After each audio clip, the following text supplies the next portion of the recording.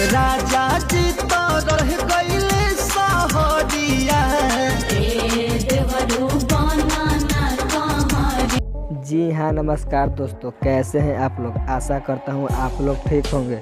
भोजपुरी गायक रमेश रेशमिया जी के कल और एक बवाल का छठ गीत रिलीज़ किया जा रहा है, जानेंगे आप लोग इस वीडियो में। लेकिन आप रमेश रेशमिया जी को चाहने वाले फैंस हैं तो इस वीडियो को दिल से लाइक करके चैनल को सब्सक्राइब करें और बिना समय लेते हुए इस वीडियो को स्टार्ट करते हैं। और आपको बता दूं कि भोजपुरी गायक रमेश रेशमिया जी का कल और एक तहलका मचा देने वाला ब्लास्ट सॉन्ग रिलीज़ किया जा रहा है और उस सॉन्ग काफ़ी बवाल का है। और आपको बता दूं कि इस सॉन्ग का टाइटल है ए देवरू बन जा करिया, जो काफ़ी बवाल का सॉन्ग है।